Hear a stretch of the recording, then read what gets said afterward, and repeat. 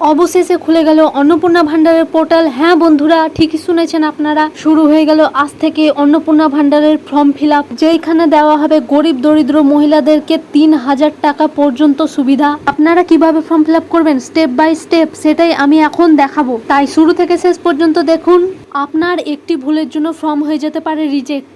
এই হচ্ছে সেই অন্নপূর্ণা ভান্ডারের ফর্ম, যেটা আনুষ্ঠানিকভাবে আমাদের মুখ্যমন্ত্রী প্রকাশিত করেছেন। প্রথমেই পরিবারের প্রধানের নাম এখানে দিয়ে দিবেন, তার আধার কার্ডে যে নামটি রয়েছে সেই নামটি অনুযায়ী এখানে তার পুরো নামটি লিখবেন।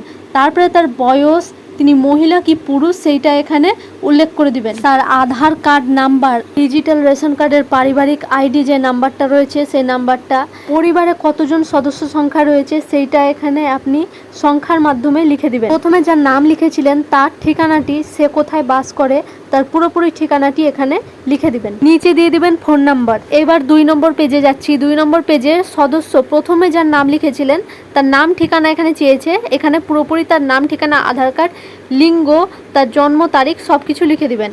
এবং পরিবারে যতজন সদস্য রয়েছে তাদের নাম ঠিকানা, সদস্য 2 নম্বর দেখতে পাচ্ছেন, এই 2 নম্বরেতে আপনার পরিবারে যতজন সদস্য আছে সেই ততজন সদস্যগুলো এখানে তার নাম ঠিকানা, ফোন নাম্বার, আধার কার্ড সব কিছু লিখে দিবেন। তাদের আধার কার্ডের সাথে ব্যাংকের বই যে ডিবিডি লিঙ্কটা করা রয়েছে সেই অ্যাকাউন্টের নাম্বার, আইএফসি কোড সহ এখানে পুরোপুরি ডিটেলসটা লিখে দিবেন।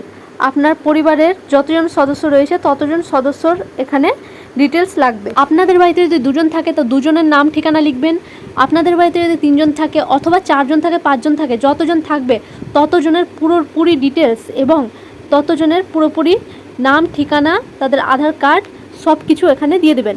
আর এইখানে দেখুন, যারা যারা UR, EWS, SC, ST, OBC রয়েছেন তারা সেই ঘরেতে টিক মেরে দিবেন। আপনার ডিজিটাল রেশন কার্ড থাকলে হ্যাঁ লিখুন, আর যদি ডিজিটাল রেশন কার্ড না থাকে তবে এখানে নায়ে টিক দিয়ে দিন। যদি ডিজিটাল রেশন কার্ড হয়ে থাকে তো সেটা কি ধরনের সেই ঘরেতে এখানে টিক দিয়ে দিন। আপনারা কি মাসে মাসে রেশন তুলেন? যদি তুলেন তো হ্যাঁ, আর যদি না তুলেন তো না টিক দিয়ে দিন। আপনার পাকা ঘর যদি 3-এর বেশি থাকে তবে হ্যাঁ লিখুন, আর পাকা ঘর যদি 3-এর বেশি না থাকে তো নাই টিক দিয়ে দিন। আপনার বাড়িতে যদি 4 চাকা গাড়ি থাকে তবে হ্যাঁ টিক দিন, আর 4 চাকা গাড়ি না থাকলে নাই টিক দিন। আর যদি 4 চাকা গাড়ি থেকে থাকে তবে তার মডেল নাম্বারটা এখানে দিয়ে দিন। আপনার পরিবারে কি স্বাস্থ্য বীমা রয়েছে? যদি থেকে থাকে তা হ্যাঁ লিখুন, আর যদি না থেকে থাকে তা নাই টিক দিয়ে দিন। আপনি প্রথমে যে সদস্যগুলোর নাম ঠিকানা দিয়েছিলেন 1, 2, 3, 4-এ, তো তারা কোনো সরকারি সংস্থার সাথে যুক্ত থাকলে সেই ঘরে টিক দিয়ে দিন। আর যদি যুক্ত যদি না থাকে অথবা বেসরকারি কোনো চাকরির সাথে যুক্ত থাকে তাহলে সেই ঘরেতে টিক দিয়ে দিন। অথবা তারা কোনো যদি সুযোগ সুবিধা পেয়ে থাকে তবে সেই ঘরে টিক দিয়ে দিন। আপনার বাড়িতে যদি 4 জন সদস্য থাকে তো 4 জনেরই বিবরণ দিতে হবে। আপনার বাড়িতে যদি 6 জন সদস্য থাকে তো 6 জনেরই বিবরণ দিতে হবে। আপনারা যখন ফর্ম ফিল আপ করবেন তখন আপনারা দেখে শুনে ভালোভাবে আস্তে আস্তে ফর্মটাকে ফিল আপ করবেন, কারণ আপনার একটা ভুলের জন্য ফর্ম পুরোপুরি হয়ে যেতে পারে বাতিল। এই যে দেখতে পাচ্ছেন সদস্য নাম্বার 2, 3, 4, 1 যতগুলো রয়েছে এখানে সরকারি বেসরকারি বিমার অঙ্ক যে দেওয়া রয়েছে, তো সেখানে সরকারি চাকরি যদি কেউ করে থাকে তবে সরকারি চাকরির ঘরে টিক দিন, বেসরকারি চাকরি কেউ যদি করে থাকে তো অবশ্যই বেসরকারি চাকরির ঘরে টিক দিন। আপনারা সকলেই জানতেন আগে লক্ষ্মীর ভাণ্ডারে 1,500 টাকা করে দেওয়া হতো। সেই লক্ষ্মীর ভাণ্ডারই আমাদের মুখ্যমন্ত্রী শুভেন্দু অধিকারী আসার পরে সেই লক্ষ্মীর ভাণ্ডারকেই ট্রান্সফার করে অন্নপূর্ণা ভাণ্ডারে কনভার্ট করে দেওয়া হয়েছে এবং বর্তমানে 3,000 টাকা সুবিধা দেওয়া হবে। আপনার ফ্যামিলিতে কেউ যদি ট্যাক্স প্রদান করে থাকে তবে হ্যাঁ, আর যদি ট্যাক্স প্রদান না করে থাকে তো নায়ের ঘরে টিক দিন। আপনার পরিবারের সদস্যদের প্যান কার্ড থাকলে প্যান কার্ড নাম্বার এবং তাদের নাম ওখানে উল্লেখ করে দিবেন। আপনার বা পরিবারের সদস্যরা যদি পরিযায়ী শ্রমিক, বেকার, অন্যান্য কোনো কাজের সাথে যুক্ত হয়ে থাকে তবে সেই ঘরে টিক দিয়ে দিন। আপনার পরিবারের যতজন সদস্য রয়েছে ততজন সদস্য যদি কোনো সুযোগ সুবিধা সরকারিভাবে পেয়ে থাকে, অথবা কেউ বার্ধক্য ভাতা, কেউ বিধবা ভাতা, অথবা কেউ যদি কোনো বেকার ভাতার মতো কোনো সুযোগ সুবিধা পেয়ে থাকে তবে সেই সুযোগ সুবিধা পাওয়ার জন্য আপনাকে এখানে ফর্মে নির্দিষ্ট জায়গায় উল্লেখ করে দিতে হবে। এবং পরিবারের সদস্যরা যদি শিক্ষিত হয়ে থাকে তবে শিক্ষিতর ঘরে টিক দিয়ে দিবেন, আর যদি অশিক্ষিত হয়ে থাকে তবে অবশ্যই অশিক্ষিত ঘরের টিক দিয়ে দিবেন। তাদের শিক্ষাগত যোগ্যতা, তারা কতদূর পড়াশোনা করেছিল সেই ঘরে আপনারা টিক দিয়ে দিন এবং এখানে উল্লেখ করে দিন। আপনি যদি আগে লক্ষ্মীর ভাণ্ডার পেয়ে থাকেন তবে লক্ষ্মীর ভাণ্ডারের নাম্বার এবং এখানে কোনো সার্টিফিকেট যদি দেওয়া হয়ে থাকে তবে সার্টিফিকেটটা এখানে ফর্মের সাথে ইস্যু করে দিতে হবে।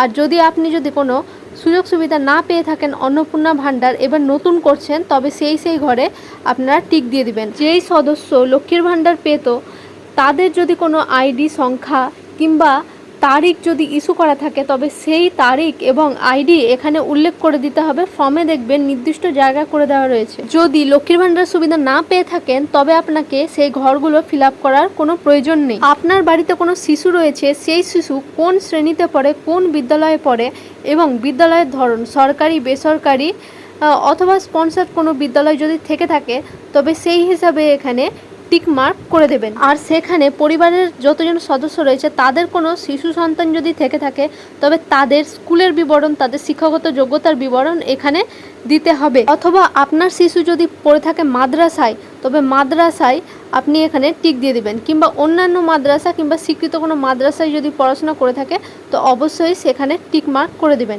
এবং সেই সকল শিশুরা যেই সমস্ত প্রকল্পের আওতায় রয়েছে সেই সব প্রকল্পগুলোর নাম এখানে উল্লেখ করে দিতে হবে। এই যে দেখতে পাচ্ছেন 1, 2, 3, 4, 5 করে দেওয়া রয়েছে, প্রকল্প লেখা রয়েছে। তো সেখানে যত রকম প্রকল্পের সুযোগ সুবিধা পেয়ে থাকে সেই সব সুযোগ সুবিধা প্রকল্প এখানে উল্লেখ করে দিতে হবে। আর যদি পেয়ে থাকে তো হ্যাঁতে টিকমার্ক করতে হবে, আর যদি না পেয়ে থাকে তো নাই টিকমার্ক করতে হবে। আর যদি পেয়ে থাকে তো অবশ্যই সেই প্রকল্পগুলোর নাম এখানে উল্লেখ করে দিতে হবে। আপনার বাড়িতে যদি দুটো শিশু থাকে, দুটো শিশুরই এখানে স্কুল, বিদ্যালয় এবং তারা কি সুযোগ সুবিধা পেয়ে থাকে সেই সমস্ত এখানে ফর্মে উল্লেখ করে দেওয়ার কথা বলা হয়েছে। এবার আমি 12 নম্বর পেজে প্রবেশ করছি। এই 12 নম্বর পেজে 2 জায়গায় সই করার কথা উল্লেখ করা হয়েছে। তো আপনার এখানে সাইন করে দেবেন। যে আপনার এই 12 নম্বর পেজে আপনি যখন প্রবেশ করবেন দেখতে পাবেন আপনার যেখানে সাইন করার কথা বলা হয়েছে ওখানেই আপনি সাইন করবেন। 12 নম্বর পেজের নিচে দেখতে পাচ্ছেন শুধুমাত্র সরকারি ব্যবহারের জন্য এই যে পাতাটা, এখানে শুধুমাত্র সরকারি কর্মচারী ফিল আপ করে আপনাকে ছিঁড়ে দিয়ে দিতে পারে। তো আপনাদের এই ভিডিওটা কেমন লাগলো অবশ্যই কমেন্ট বক্সে বলবেন। এবং এই রকম ইনফরমেটিভ ভিডিও পেতে আপনারা অবশ্যই চ্যানেলটিকে সাবস্ক্রাইব করে দিয়ে বেল আইকনটা ক্লিক করে দিবেন এবং ভিডিওটি বন্ধুবান্ধবদের সাথে শেয়ার করে দিবেন। ভালো থাকবেন, দেখা হচ্ছে পরবর্তী ভিডিওতে, ততক্ষণের জন্য ধন্যবাদ।